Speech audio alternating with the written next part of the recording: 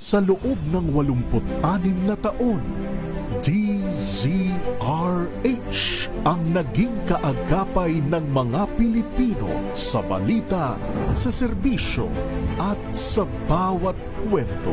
86 na taon ng tiwala at sa mga darating pang taon, mas pinalakas at mas pinagtibay para sa Pilipino. DZRH, una sa Pilipinas, una sa Pilipino. Serbisyong tapat sa'yo, DZRH.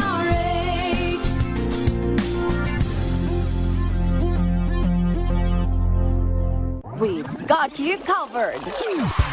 From the hottest hits, exclusive interviews,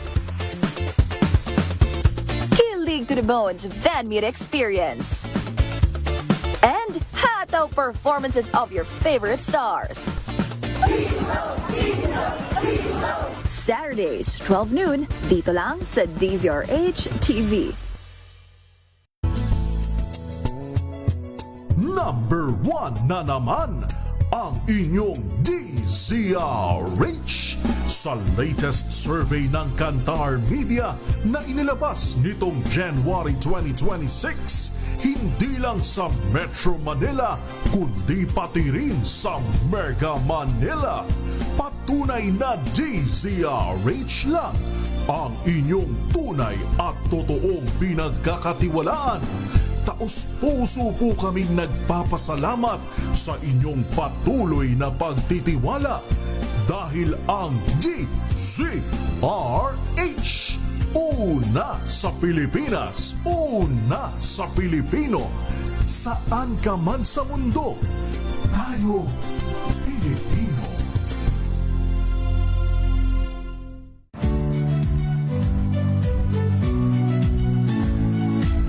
Magandang araw mga kaibigan. Ito po ang inyong balerina ng bayan, si Lisa Macuha Elizalde, na nag-aanyaya sa inyong samahan kami at ang aming mga espesyal na panauhin para sa kalahating oras ng masayang kwentuhan sa aming programang Art to Art, kung saan ang usapang sining at kultura ay para sa lahat. Huwag kaliligtaan, tuwing linggo, alas 3:30 ng hapon, dito lamang sa DZRH Radio, DZRH TV, at via online streaming.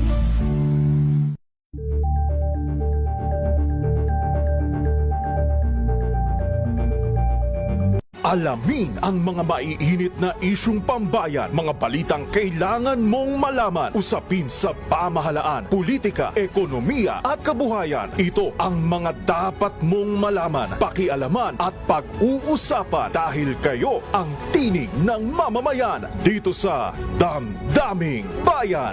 Live sa DZRH Radio, DZRH TV at DZRH Digital. Kasama sinalakay Deo Macalma at Elaine Apit. Araw-araw, Lunes hanggang Biyernes. Damdaming Bayan.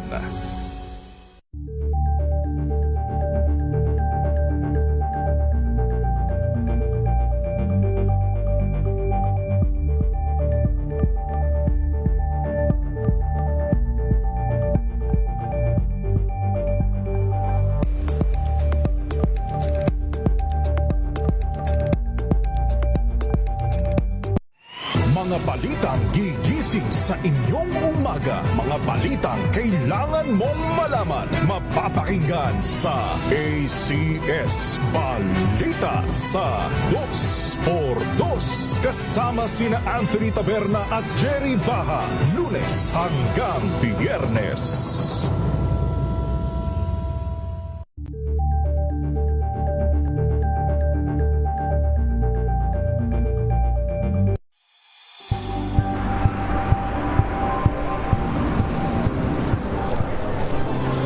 ating mga eksperto. Dito lang sa Expert Opinion. Ito ang Ito The po Better ang News. TNVS. Trending and Isang Battle Show. kwento, iba't ibang anggulo.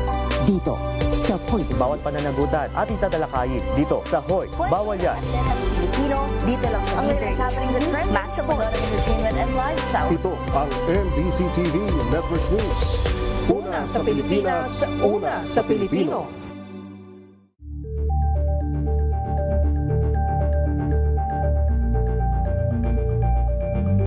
Curious ka ba sa maraming bagay? Kami na ang bahala dyan.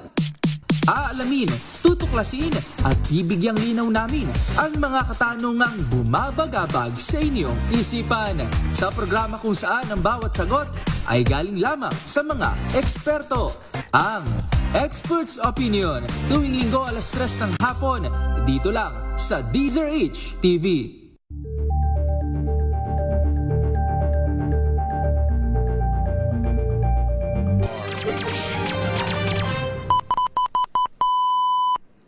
Ang ating oras, 5 minuto makalipas ang 3:00 ng umaga.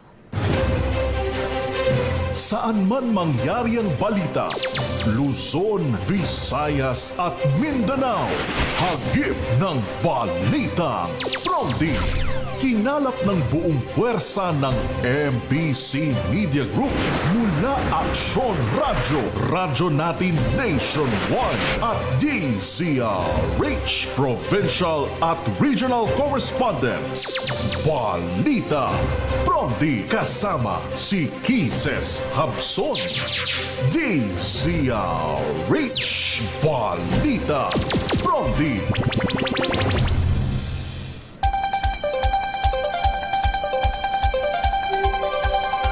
Magandang umaga Luzon, Visayas, Mindanao.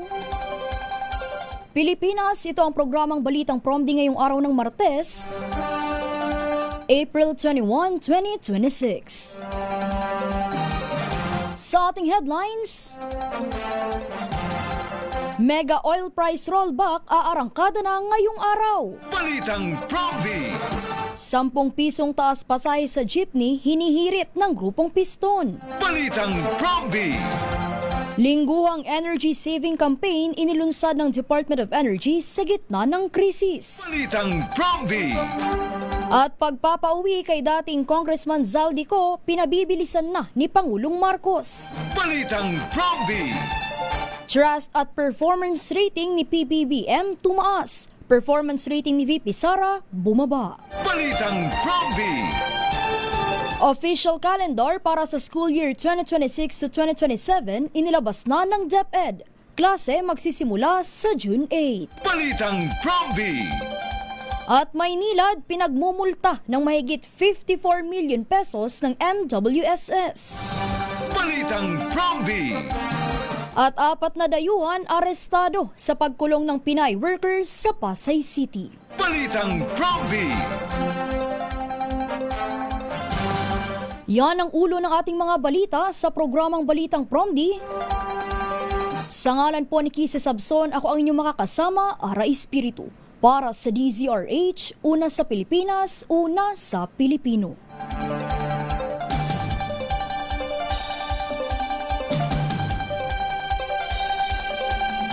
At sa detalye ng ating mga balita,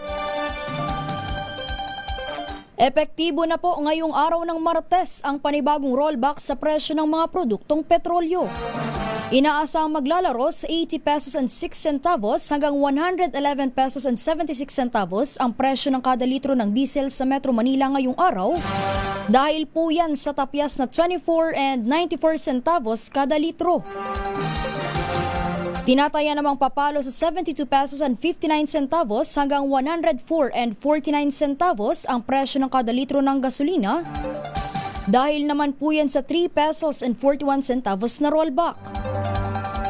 Nasa 2 pesos naman ang matatapyas sa kerosene kaya posibleng maglaro sa 147 and 35 centavos hanggang 163 pesos and 69 centavos ang presyo naman po ng kada litro nito. Ang naturang rollback ay nakabatay po sa itinakdang price adjustment ng Department of Energy, alinsunod po yan sa Executive Order 110 na nagpapahintulot sa pamahalaan na pansamantalang diktahan ang presyo ng petrolyo sa harap ng nararanasang krisis. Samantala, nilinaw naman ng DOE na ang naturang tapyas presyo ay minimum lamang. Ibig sabihin po ay maaari itong dagdagan ng mga kumpanya ng langis pero hindi nila maaaring bawasan. Balitang Promdi.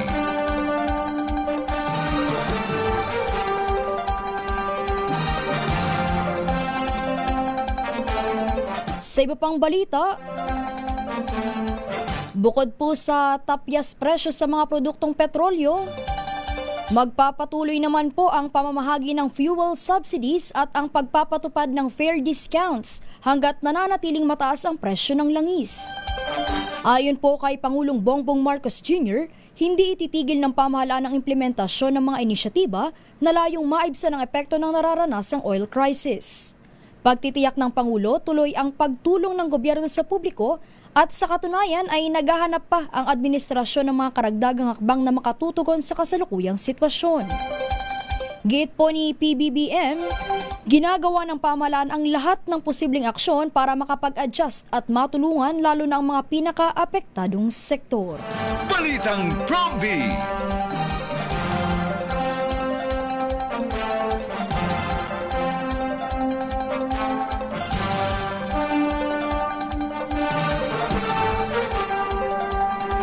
Hindi tumuloy si Pangulong Bongbong Marcos Jr. sa pag-inspeksyon sa pamamahagi ng 5,000 pisong ayuda para naman po yan sa mga Transportation Network Vehicle Service o TNVS drivers. Ito ay makaraang magpahayag ng pagkadismaya ang ilang benepisyaryo dahil sa umano'y mga aberya sa distribusyon ng cash assistance, gaya na lamang po ng mahabang pag-aantay o matagal na pag-aantay sa pila at kawalan ng pangalan sa listahan ng ilan sa kanila. Kabilang po sa mga lubang na dismaya ang isang 59 years old na Grab driver na umano'y naghintay ng matagal sa pila ngunit bigong makatanggap ng ayuda dahil wala sa listahan ng DSWD ang kanyang pangalan kahit isa siyang lehitimong Grab driver simula pa taong 2016. Kwento pa nito, 4 na beses na siyang nagtungo sa payout ngunit hindi pa rin siya napabilang sa mga benepisyaryo. Samantala, ipinanawagan din ng grupo ang pansamantalang pagsuspende sa buwis sa langis na anila'y totoong makatutulong para sa mga tulad nilang mahirap at pinaka-apektado ng krisis. Balitang Prompty!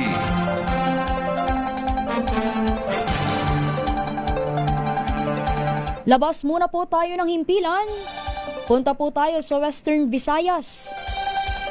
Ito, 2 raw po ang patay at 6 ang sugatan sa banggaan ng motorsiklo at pick-up sa Pasay City sa Iloilo. Pakinggan natin ang report ni Jocelyn Maque. Dead on arrival sa ospital ang driver at angkas na motorsiklo matapos mabangga ng pick-up sa barangay Aglalana, Pasay City. Sinabi ni Police Staff Sergeant Lenny Rose Piamonte, spokesperson ng Pasay City Police Station, mula sa Pontevedra, Capiz, ang 20 anyos na driver ng pick-up at papunta sa Iloilo City dahil meron siyang klase. Biglang lumiko papunta sa gilid ng kalsada ang pick-up dahil sa nawalan di umano ng kontrol sa manibelang driver kaya nabangga nito at naipit ang motorsiklo na nasa kanyang unahan. Maliban dito, kasama rin sa nabangga ang tricycle kung saan nasugatan ang driver at 5 pang bystander kasama ang 2 taong batang babae at 3 taong batang lalaki. Sumuko naman sa mga pulis ang driver ng pickup. Mula sa Action Radio Iloilo, ito si Jocelyn Maque para sa DZRH, una sa Pilipinas, una sa Pilipino. Balitang Prompty!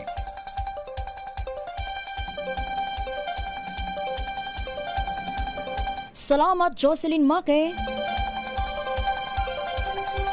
Sa iba pa nating mga balita, gobyerno na ang magdidikta ng minimum rollback at maximum hike sa presyo ng mga produktong petrolyo.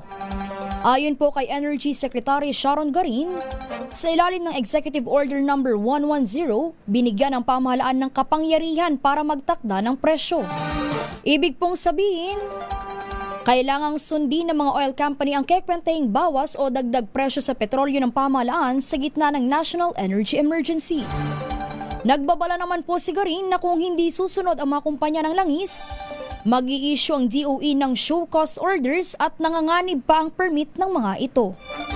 Sapul din ang lalabag na oil companies sa criminal penalties, kabilang po ang 3 buwan hanggang 1 taong pagkakakulong at multa na aabot ng 50,000 pesos o mula 50,000 pesos hanggang 300,000 pesos. Balitang Prompty! Ang ating pong oras, 15 minuto na makalipas ang 3:00 ng umaga. Patuloy po tayo sa ating balitaan.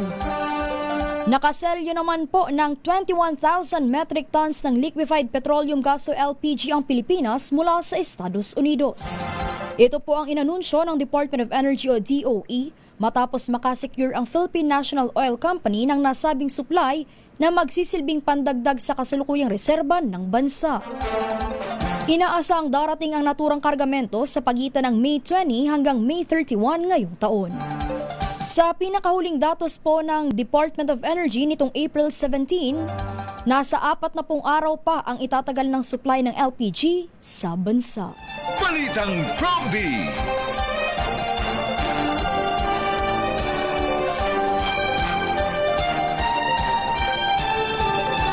Inilunsad naman po ng Department of Energy o DOE ang isang bagong lingguhang kampanya na layong hikayatin ng publiko na magtipid sa kuryente kahalintulad ng Earth Hour. Sa ilalim ng programang Oras Natin sa Efficiency o One Campaign, hinihikayat po ang publiko at iba pang organisasyon na patayin ang mga hindi kailangang ilaw at tanggalin sa saksakan ang mga hindi ginagamit na appliances tuwing Sabado mula alas 8 ng gabi hanggang alas 9 ng gabi. Layunin ng hakbang na maipakita na malaki ang matitipid sa kuryente kapag sabay-sabay na nagtitipid ang publiko. Sinabi naman po ni Patrick Aquino, ang direktor po ng DOE Energy Utilization Management Bureau, na makikipagtulungan sila sa pribadong sektor at mga paaralan para palawakin pa ang kampanya. Partikular na rito ang paghikayat sa business sector, kabahayan at non-governmental organizations na makiisa sa One Campaign. Balitang Promdi!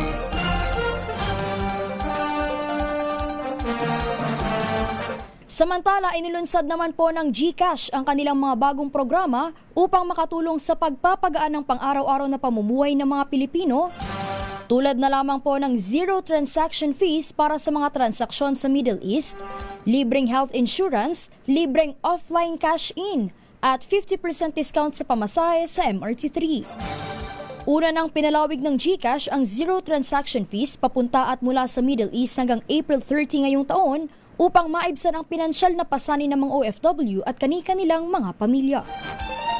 Bukod dito, nag-aalok din po ang GCash ng libreng over-the-counter cash-in hanggang 8,000 pesos kada buwan sa piling partner outlets sa buong bansa na inaasang makatutulong lalo na sa mga commuter at driver na apektado ng pagtaas ng presyo ng langis.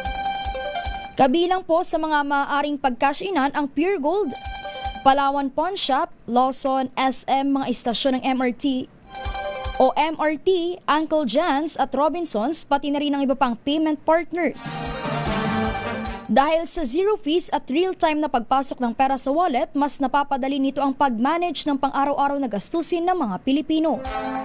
Bilang dagdag proteksyon, nagbibigay rin po ang GCash ng libreng health insurance sa mga kwalipikadong user sa bawat pagbili ng prepaid load, sa pamamagitan naman po yan ng G-Load. Kabilang sa benepisyo ang 10,000 coverage para sa accidental health na maaaring umabot sa 30,000 pesos, 500 pesos hanggang 2,500 pesos kada araw naman na income assistance kapag na-ospital dahil sa sakit o aksidente sa loob ng 5 araw, at 10,000 pesos na disablement benefit. Samantala, maaari ring i-avail ng mga commuter ang 50% discount sa pamasahe sa MRT3 sa pamamagitan ng GCash app. Alinsunod po yan sa ipinatutupad na inisyatiba ng Department of Transportation simula noong March 23, 2026. Pagtitiyak po ng GCash, patuloy nitong babantayan ang sitwasyon sa Middle East at iba pang salik na nakaaapekto sa gastusin ng mga Pilipino upang matukoy kung kinakailangan pang palawigin ang mga nasabing programa kasabay ng layuning gawing mas abot kaya, accessible at maayos sa mga pinansyal na transaksyon sa bansa. Balitang Promdi! Ang ating pong oras, 3:19 ng umaga. Labas po tayo muli ng himpilan, punta po tayo sa Eastern Visayas. Ito po, isang minor de edad na miyembro umano ng NPA nasawi sa engkwentro sa Yabong, Samar. Pakinggan natin ang report ni RH32 Jimmy Angay-Angay. Isang minor de edad na miyembro umano ng New People's Army NP ang nasawi sa engkwentro laban sa tropa ng pamalaan sa Yabong, Samar. Ayon kay 8th Infantry Division ng Philippine Army spokesperson Captain Christopher Tataro, kinilala na sawi na rebelde si alias John Paul, 17 anyos. Batay sa impormasyon na recruit umano ito sa armadong grupo nung siya ay 13 taong gulang pa lamang. Naganap ang engkwentro sa sagsagan na pinagting na operasyon ng militar laban sa mga natitira pang miyembro ng Communist Terrorist Group sa Eastern Visayas. Muling nanawagan ang militar sa sa mga magulang at komunidad na bantayan ang kanilang mga anak laban sa illegal na pagre-recruit ng mga armadong grupo. Mula dito sa DYVL Action Radyo Tacloban, ito si Arstratito Jimmy Angay-Angay para sa DZRH. Una sa Pilipinas, una sa Pilipino. Balitang Prompty! Salamat, Jimmy Angay-Angay. Sa iba pa nating mga balita, humirit naman po ng 10 pisong taas pasahe sa jeepney ang grupong piston sa Land Transportation Franchising and Regulatory Board o LTFRB. Sa inihaing petisyon ng Transport Group, iginiit nitong hindi sapat ang rollback sa krudo, kabilang ang halos 25 pesos na bawas presyo sa kada litro ng diesel ngayong araw. Sabi po ni Piston National President Modi Floranda, hindi sapat ang rollback para mabawi ang gastos sa operasyon dahil halos 200 pesos hanggang 300 pesos na lamang ang naiuuwi ng mga driver araw-araw kahit pa bumabiyahe sila ng 12 hanggang 18 oras. Kung mapagbibigyan, aakyat na sa 23 pesos ang minimum na pasahe sa mga traditional na jeepney mula sa kasalukuyang 13 pesos. Balitang Prompty!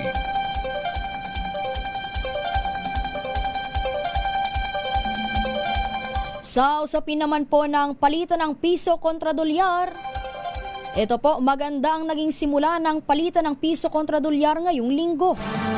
Ayon po sa Bankers Association of the Philippines, nagsara sa 59 pesos and 97 centavos ang halaga ng piso kada US dollar kahapon araw ng Lunes.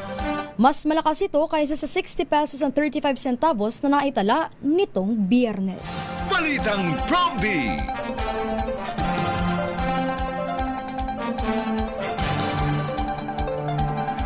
Sa iba pang mga balita, tinatrabaho na ng gobyerno ang pagpapauwi kay dating Congressman Zaldico sa bansa upang mapanagot sa mga kinasasangkotang issue sa flood control scandal.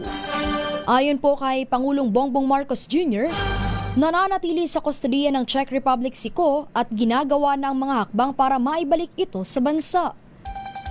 Inatasan na umano ng Pangulo ang Department of Justice at ang Department of Foreign Affairs na pangunahan ng pakikipag-ugnayan sa Czech Republic upang matiyak na maayos at naayon sa proseso ang lahat. Sinabi din po ng Presidente na magpapadala ng high-level coordination team upang tutukan ang pagpapauwi kay Ko dahil mangangailangan ng sapat na panahon upang mapauwi ito sa Pilipinas. Balitang Prompty!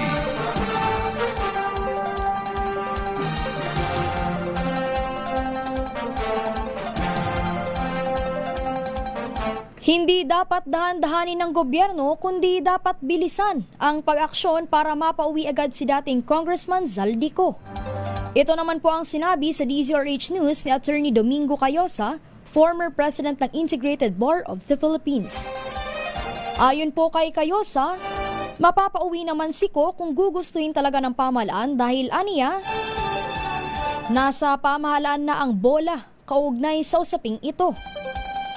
Idiniin niya na ang pagpapauwi kay Ko ay simbolo kung gaano kaseryoso ang Administrasyong Marcos na labanan ang korupsyon sa Pilipinas. Dagdag pa ni Cayosa, prioridad dapat ng pamahalaan na siguraduhing ligtas si Ko na makauwi sa bansa dahil na rin sa dami ng idinawit nito sa maanumalyang flood control projects ng pamahalaan.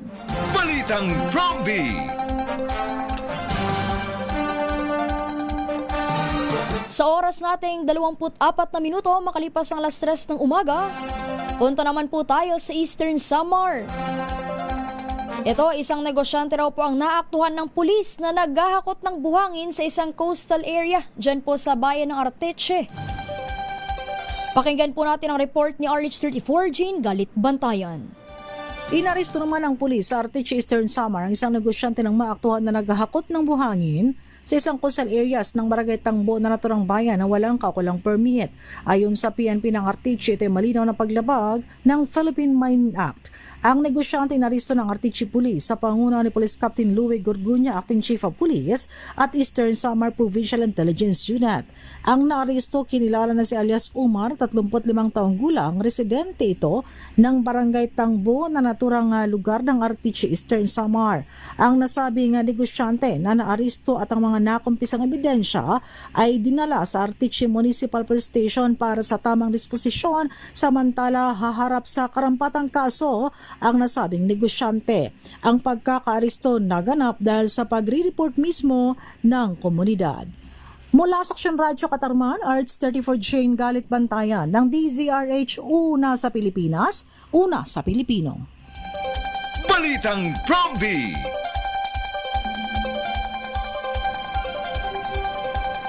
Salamat Jane Galit Bantayan. Sa usapin pa rin po patungkol sa kaso ni Zaldico. Ito po, posibleng ipa-deport si dating Congressman Zaldico sa Portugal at hindi sa Pilipinas. Ayon po sa mga legal expert, sakaling magpasya ang Czech Republic bilang country of origin ni Ko ay maaring sa Portugal i-turn over ang dating mambabatas kung saan mayroon itong alternative passport. Paliwanag ng mga eksperto, maaring ipa-deport si Ko sa Pilipinas kung isa pa rin siyang legal na Filipino citizen kahit na-revoke ang kanyang Philippine passport. Ngunit kung hindi na legal na Pilipino si Ko at ngayon isa ng Portuguese citizen, ay hindi siya pwedeng basta-basta na lamang ipa-deport sa Pilipinas dahil walang obligasyon ang bansa na tumanggap ng isang non-citizen.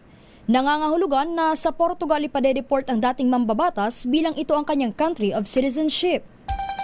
Gayunman, kung may dual citizenship umano si Ko ay mamimili ang deporting state sa dalawang bansa, ngunit sa proseso, ipili nito ang bansa kung saan may valid passport o travel document ang ipade-deport na individual.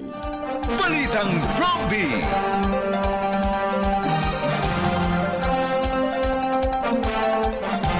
Sa ating pong oras, 3:27 ng umaga, tiniyak naman po ng pambansang pulisya ang kahandaan at transparency sa pagproseso kay dating Congressman Zaldico matapos itong maaresto sa boundary ng Czech Republic at Germany. Ayon po kay PNP spokesperson Police Brigadier General Randolph Tuanyo, nakikipag-ugnayan na ang Directorate for Intelligence sa mga police attaché sa Europa na sila namang kokonekta sa embahada para makuha ang dating mambabatas. Mapunta na sa kustodiya po ng Criminal Investigation and Detection Group o CIDG. Dadalhin naman po si Ko sa Campo Crame kung saan siya ibubuking, kukuhanan ng mugshot at isasalang sa medical procedure bago iharap sa Sandigan Bayan. Paliwanag ni Tuanyo, ang Sandigan Bayan ang magtatakda ng piitan ng akusado pero hindi po kasama rito ang PNP Custodial Facility na nananatiling under renovation. Balitang Prompty!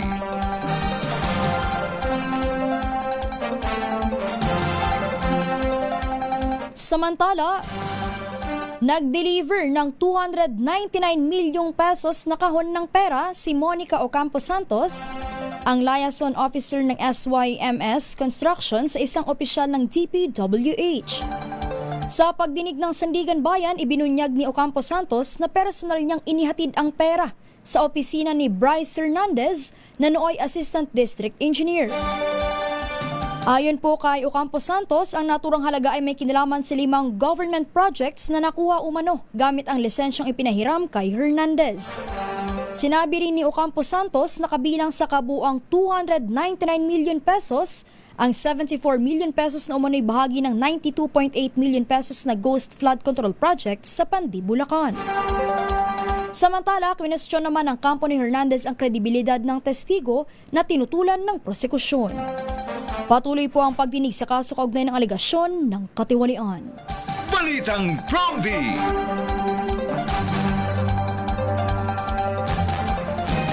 Labas po tayo muli ng himpilan, punta po tayo sa La Union. Baril at mga illegal na droga na kumpiska po sa bahay ng isang high-value target drug suspect sa bayan ng Caba. Pakinggan natin ang detalye mula kay RH38 Freddy Fajardo.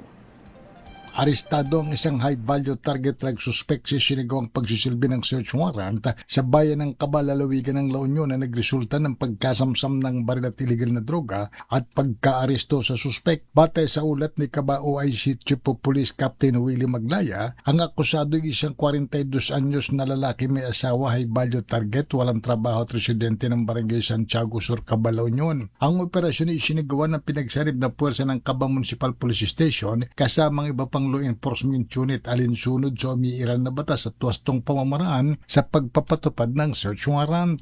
Na-recover sa lugar ng 1 gramo ng hinihinalang shabu na may street drug price sa 6,800 pesos at isang kalibre 38 balat mga bala. Ang suspek ay kasalukuyang nasa kustodiya ng pulisya para sa kulang dokumentasyon at pagsasampa ng kaso ng paglabag sa Republic Act 9165, Comprehensive Dangerous Drug Act of 2002 at Republic Act 10591, an act providing for comprehensive law on firearms and ammunition. Mula sa Action Radio Pangasinan, ito si Freddy Pajardo Aris 30 tag-uulat para sa DCRH Una sa Pilipinas, Una sa Pilipino. Balitang Promdi! Maraming salamat, Freddy Fajardo. Patuloy po tayo sa ating balitaan. Aarangkada na bukas, araw ng Miyerkules, ang ikalawang pagdinig ng House Committee on Justice sa impeachment complaint laban kay Vice President Sara Duterte. Sa naturang pagdinig, partikular na tatalakayin ng komite ang mga hindi maipaliwanag na yaman ng pangalawang Pangulo. Ayon po kay Panel Chairperson Representative Jervil Luistro, asahan na ang mas maigting na investigasyon ng komite base sa mga nakuha nitong tax, corporate at financial intelligence records ng BICE. Kasama rin po sa pagbabasaya ng mga income tax returns ni VP Sara at ng kanyang asawa na si Attorney Manasseh Carpio. Paliwanag po ni Luistro, mahalagang suriin din ang pinansyal na record ni Carpio dahil sa prinsipyo ng conjugal property kung saan ang kinikita ng mag-asawa ay itinuturing na magkasama o shared income. Upang hindi malabag ang bank secrecy law, kinumpirma ni Luistro na hindi sila nagsabpina ng mga opisyal o record mula sa mga bangko at sa halip ang hiningi ng komite ay ang mga ulat mula po yan sa Anti-Money Laundering Council o AMLAC upang masuri ang daloy ng pera nang hindi direktang binubuksan ang mga protected bank account. Sa darating pong hearing, pagbabanggain ng mga mambabatas ang mga dokumento mula sa AMLAC, SALN ni VP Sara at ang mga audited financial statements ng mga negosyanteng iniuugnay sa pamilya Duterte. Samantala, inaasahan ding dadalo si dating Senator Antonio Trillanes IV bilang testigo matapos itong isabina ng komite. Balitang Promdi!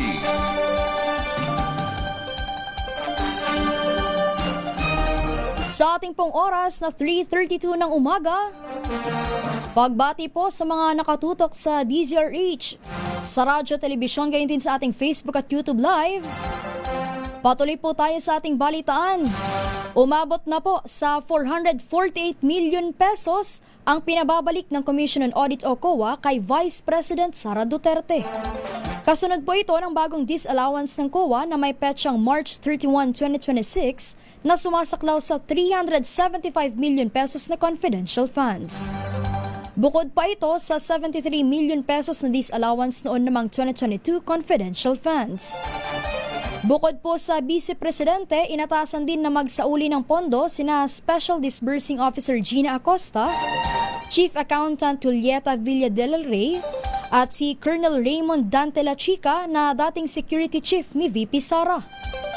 Ilan po sa findings ng COA, ang questionableng paghawak ng cash advances, pagkabigong patunayan ng confidential operations at hindi maipaliwanag na release ng pondo mula sa hindi otorisado ng mga individual at iba pa. Balitang Promdi!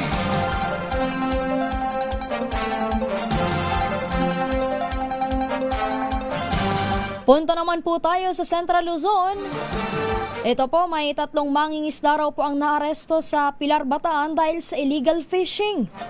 Pakinggan po natin ang report ni RH37, Danny Kumilang. Danny! Nahuli ang 3 mangisda sa sinigawang anti-illegal fishing operation ng Pilar Municipal Police Station, katuwang ang Bantay Dagat at Philippine Coast Guard bandang alas 9:45 ng umaga nitong April 2026 sa Barangay Landing, Pilar, Bataan. Kinilala ang mga inaresto na may edad na 58, 51 at 59 pawang residente ng Limay Bataan ayon sa ulat. Nilabag na mga ito ang Municipal Fisheries Ordinance number 03/2020 kabilang ang paggamit ng fine mist net, aktibong fishing gear at hindi otorisadong pangisda sa municipal water. Dinala ang mga suspect sa impilan ng pulisya para sa dokumentasyon at koordinasyon sa Municipal Treasury ng Pilar para sa pagbabayad ng multa. Nakumpiska rin ang mga ipinagbabawal na lambat na nagkakalaga ng 9,500 pesos. Dani Kubilang, RH37, DZRH, una sa Pilipinas, una sa Pilipino. Balitang Promdi!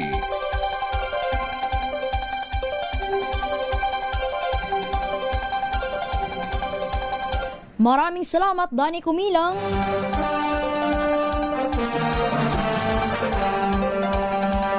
Samantala, trust at performance rating ni PBBM tumaas. Performance rating naman ni VP Sara bumaba.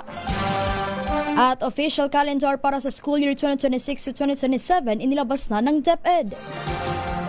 At Maynilad, pinagmumulta po ng mahigit 54 million pesos. Habang 4 na dayuhan naman ang arestado sa pagkulong ng Pinay workers sa Pasay City. Yan at ang iba pang mga balita sa pagbabalik ng programang Balitang Promdi sa ating oras 3:36 in the morning.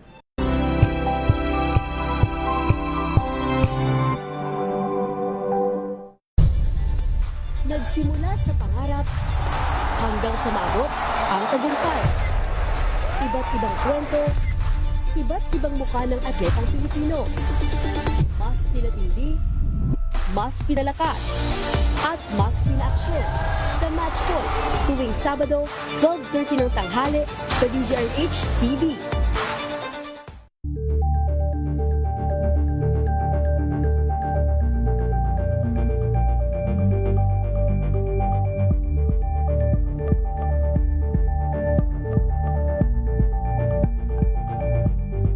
Maagang balitaan, maagang usapan sa mga issue at balita kasama si Kuya Angelo Palmones sa Magandang Umaga Pilipinas mula Lunes hanggang Biyernes.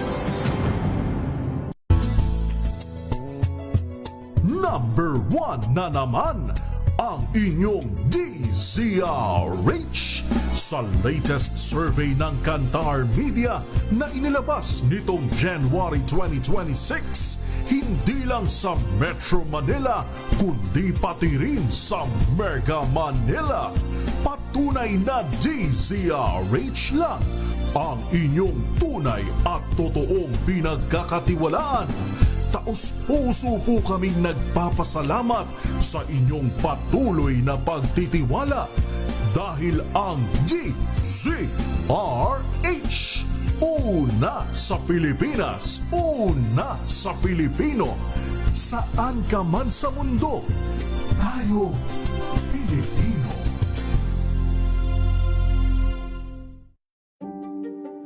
Buklatin ang mga pahina. Pakinggan ang boses ng lipunan. Tunghayan ang mga issue mula sa ibang katayuan. Nakakalungkot kasi deserve ba namin ng ganito? Na hindi nila alam kung ano talaga yung kanilang mga karapatan.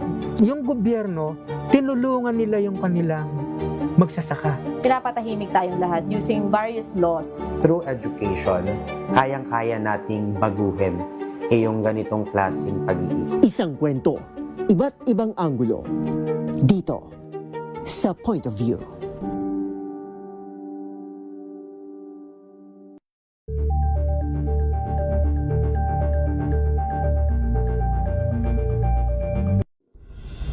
Tuloy-tuloy ang pagtulong, tuloy-tuloy ang pagseserbisyo at tuloy-tuloy ang balitaan kasama si May Binauhan sa Operation Tulong mula Lunes hanggang Biyernes.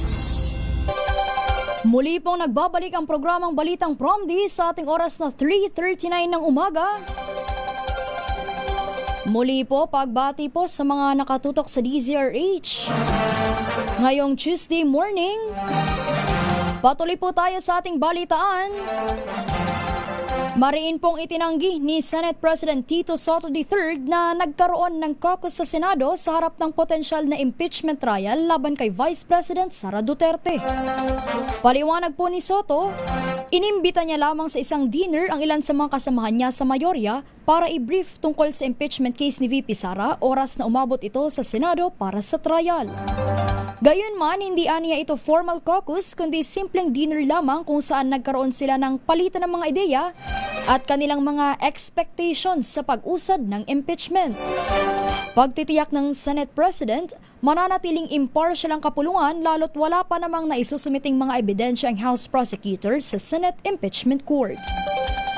Sa hiwalay naman pong pahayag, kinumpirma po ni Senator Win Gatchalian na nagkaroon nga sila ng informal briefing ngunit hindi umano ito nakasentro lamang sa impeachment kundi sa usapin din ng committee report ng Blue Ribbon, gayon din po sa LEDAC bills at iba pang mga nakabinbing na panukala. Balitang Promdi!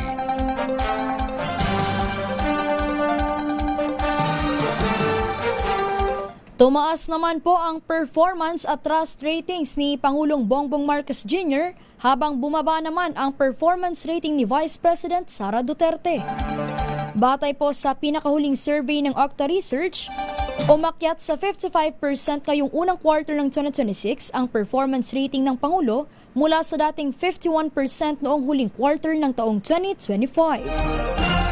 Nasa 50% naman ang nasihan sa performance ni VP Sara sa first quarter ng taon, mas mababa kumpara sa 54% noong fourth quarter ng 2025. Pagdating naman po sa trust rating, 54% sa mga respondent ang nagsabing nagtitiwala sila sa presidente, mas mataas po yan kumpara sa 48% noong huling quarter ng 2025. Tumaas din ang trust rating kay VP Sara sa 55%, mas mataas po yan kumpara sa 53% noong fourth quarter ng nakaraang taon. Isinagawa po ang naturang survey mula March 19 hanggang March 25 sa 1,200 respondents sa pamamagitan ng face-to-face interview na may margin of error na plus-minus 3%. Balitang Promdi!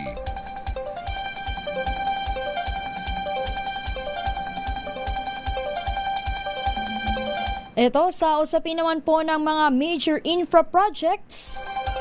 Pinamamadali na po ni Pangulong Bongbong Marcos Jr. ang pagpapatupad ng malalaking proyekto sa infrastruktura sa Western Visayas bago sumapit ang taong 2028. Ayon po kay Palace Press Officer Claire Castro, binibigyang prioridad ng pamahalaan ang mga estratehikong pamumuhunan na may direktang epekto sa ekonomiya, partikular na po sa sektor ng turismo at agrikultura. Kabilang sa mga naturang proyekto ang Panay-Guimaras 138 kV Interconnection Project, gayon din po ang Nabas-Katiklan-Boracay Transmission Line. Kasama rin ang bagong terminal sa Katiklan Airport, Boracay Circumferential Road, rehabilitasyon ng Uyungan Bridge sa Miagaw sa Iloilo at pagpapalawak ng Dumangas Port sa Iloilo.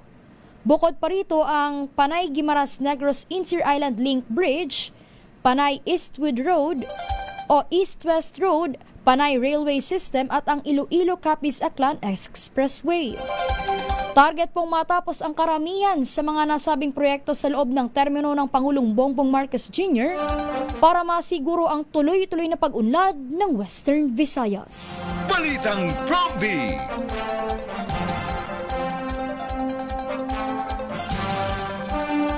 Ito po kung kanina binalita nga po natin na absent si PBBM o hindi po ito tumuloy sa pag-inspeksyon sa distribusyon ng ayuda para sa TNVS drivers.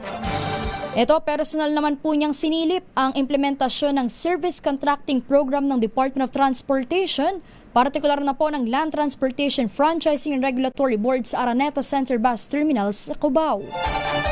Sa ilalim po ng nabanggit na programa, babayaran ng mga operator o driver ng 30 pesos sa kada kilometro na kanilang binabiyahe para sa traditional jeepney, 40 pesos po para sa modern jeepney at 100 pesos naman sa kada kilometro para sa mga bus. Bilang kapalit, magbibigay po ang mga ito ng 20% discount sa mga pasahero at 40% naman na discount sa pasahe para sa senior citizens, PWDs at mga estudyante. Sabi po ni Pangulong Bongbong Marcos Jr., ang service contracting program ay bahagi pa rin ng mga pamamaraan ng pamahalaan para matulungan ang mga pinakaapektadong sektor ng pagtaas ng presyo ng langis. Balitang Prompty!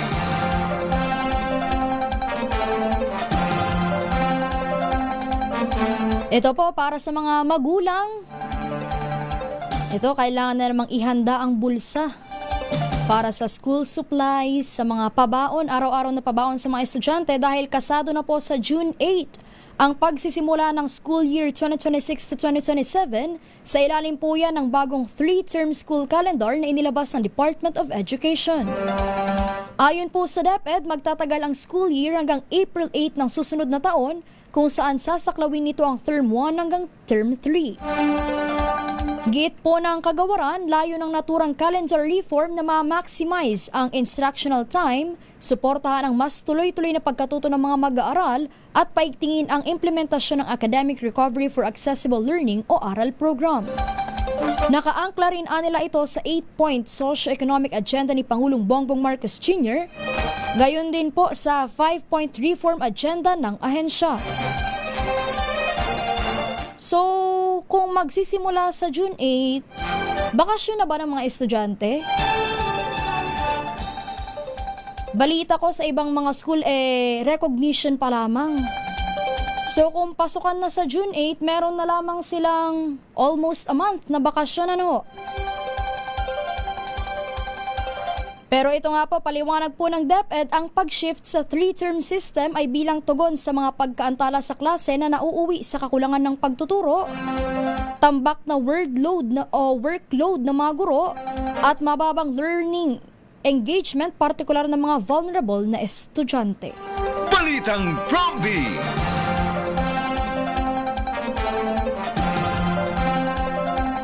Samantala, 3:46 ng umaga, naniniwala naman po si bagong Tourism Secretary Dita Angara Matay na ang turismo ay mananatiling mahalagang haligi ng inclusive economic growth.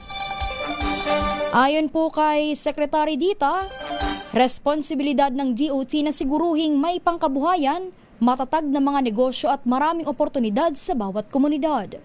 Sa isinagawang pagpupulong sa DOT Central Office sa Makati City, tinalakay po nila ang mga priority program at proyekto, gayon din ang mga inisyatiba para palakasin ang pamumuhunan sa turismo. Bago po ang naturang pulong, nagtipon din po ang mga miyembro ng DOT Executive Committee para ilatag ang malinaw na layunin, maayos na koordinasyon at matatag na pamumuno sa loob ng kagawaran. Sabi po ni Matay, umaasa siya sa patuloy na profesionalismo, dedikasyon at pagpupursige upang suportahan ang turismo sa bansa at mga umaasa rito para sa kanilang pang-araw-araw na pamumuhay. Balitang Prompty!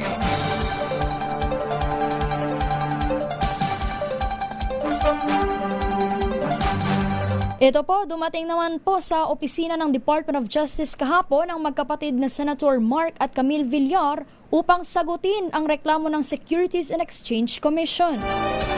Nagsumite po ng counter affidavit ang magkapatid na Villar para depensa ng kanilang pag-aaring kumpanya na Villar Holdings Corporation. Ayon po sa SEC, sangkot umano ang higanteng kumpanya sa market manipulation, insider trading at misleading disclosure. Balitang Prompty!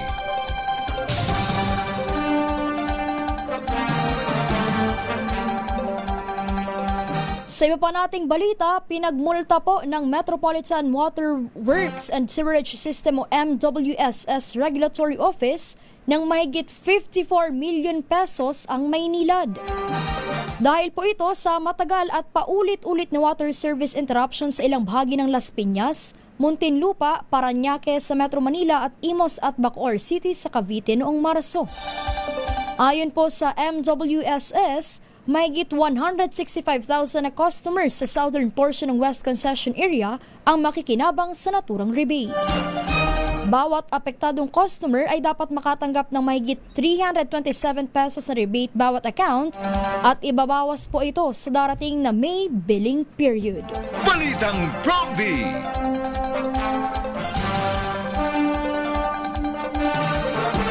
Target naman po ng Civil Aviation Authority of the Philippines o CAAP na mag-deploy ng mga bagong Aircraft Rescue and Firefighting o ARFF vehicles sa mga regional airport para sa mas pinaigting na emergency response capabilities. Ayon po sa CAAP, kasado na ang deployment ng ARFF vehicles sa Bicol International Airport, gayon din po sa mga paliparan sa Butuan, Siargao, Busuanga, General Santos at sa Tacloban.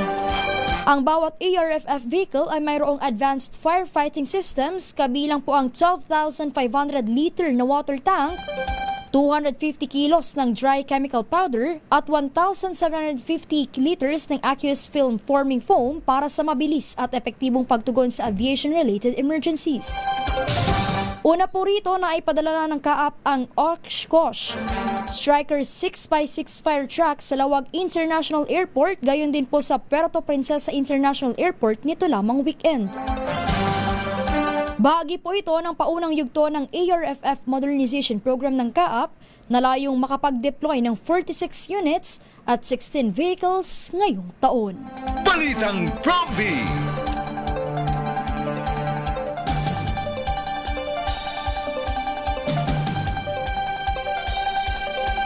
Mainit na tinanggap ng India si South Korean President Lee Jae-myung sa kauna-unahang state visit nito sa New Delhi.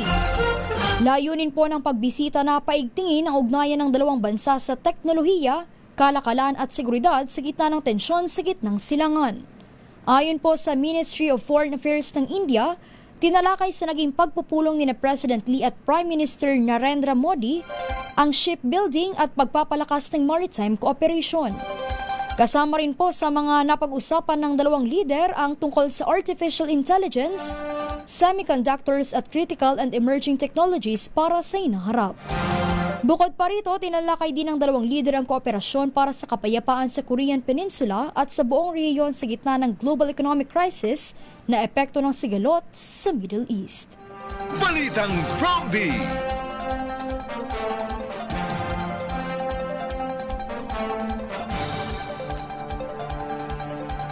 Tinatayang aabot sa 17,000 na sundalo ang lumahok po sa taunang balikatan exercises sa pagitan ng Pilipinas at Estados Unidos matapos ang formal na pagsisimula ng sanib-perasang pagsasanay ng dalawang bansa. Tampok sa ika-41 balikatan exercises ang iba't ibang military exercise gaya ng live fire at sinking exercise kung saan palulubugin ang decommissioned ng BRP Quezon.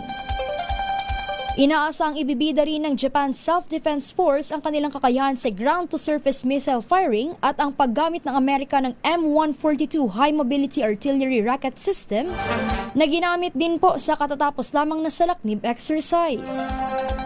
Sa pamamagitan ng nasabing sanib-persang pagsasanay, hahasain ang kasanayan at kakayahan ng mga sundalo sa pagharap sa iba't ibang hamon, mapalangit, lupa, dagat at maging sa cyber domain. Balitang Prompty!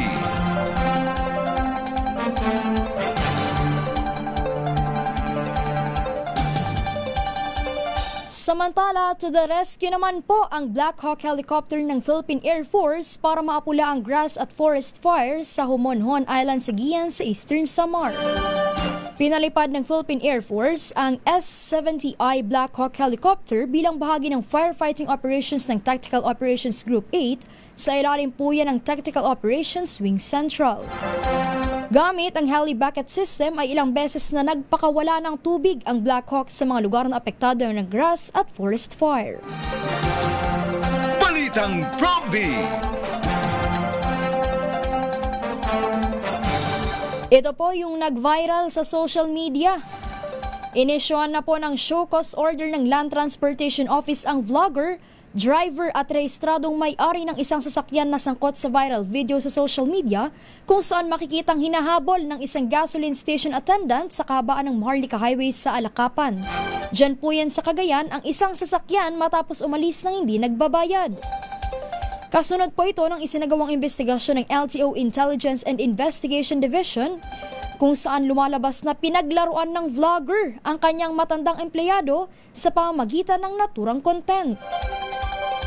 Ayon po kay LTO Chief Asek Lacanilaw, Kahit pa-prank o para lamang sa content ito, hindi dapat paglaruan ang naturang empleyado at hindi tamang paghabulin ito sa ilalim ng matinding sikat ng araw. Ayan, sa mga nakatutok po sa television o sa ating Facebook at YouTube Live, mapapanood po ninyo yung sinasabi nga nating nag-viral na content. Sabi po nila Kanilaw, hindi ito nakatutuwa at lalong hindi ito dapat tularan dahil ang paggamit ng sasakyan ay may kaakibat na pananagutan na gamitin ito ng may paggalang sa kapwa at sa batas. Samantala, inatasan na ang driver ng naturang sasakyan na isuko ang kanyang lisensya at kasalukuyan itong inasa ilalim ng 90 days na preventive suspension habang isinailalim na rin sa alarm status ang naturang sasakyan. Balitang Promdi!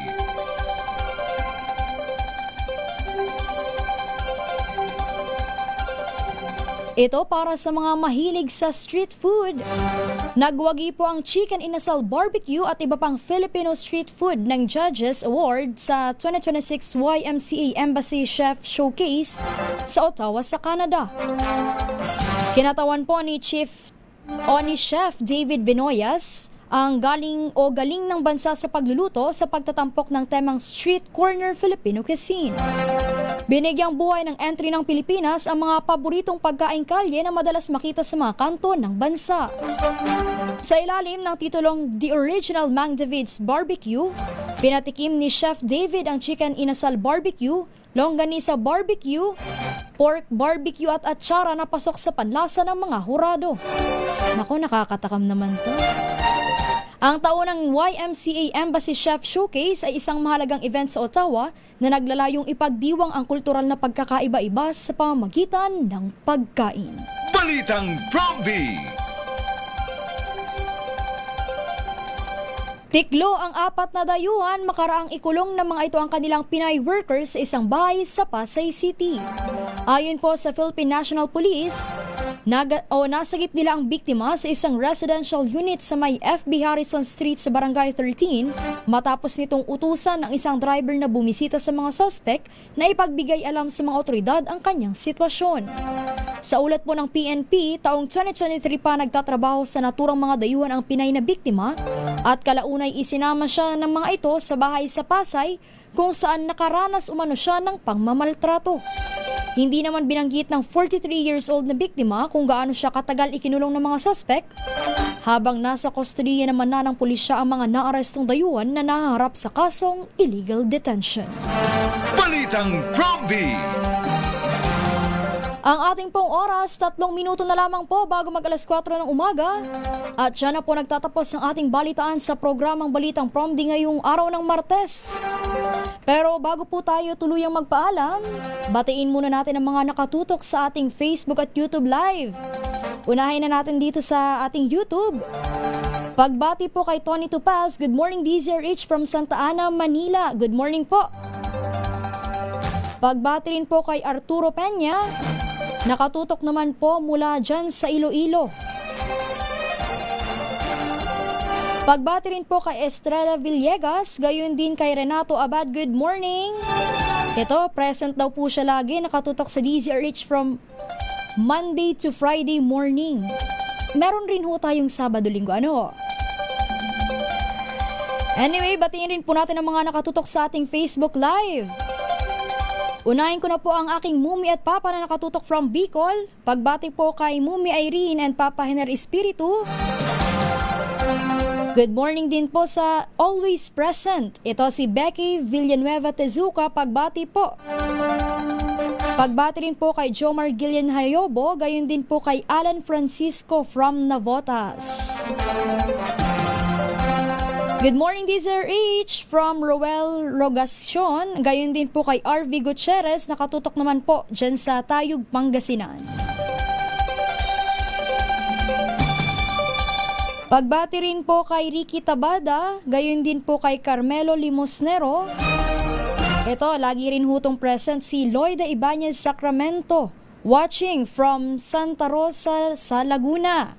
Pagbati rin po kay Edna Mohal, watching po from Lebanon.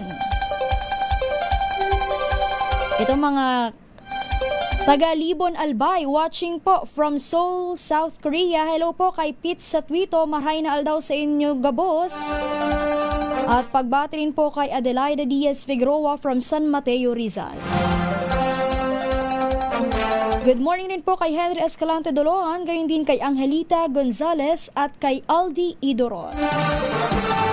Isang oras na lamang po bago mag alas 4 ng umaga. Sa mga hindi po natin nabati, bawi ho tayo bukas. Ano ho? Muli ho, sa ngalan ni Kisa Sabson, ako ang inyong nakasama, Ara Espiritu. Susunod na pang programang Magandang Umaga Pilipinas, kasama naman si Kong Angel Palmones. Sa ating oras, exactly 4 in the morning.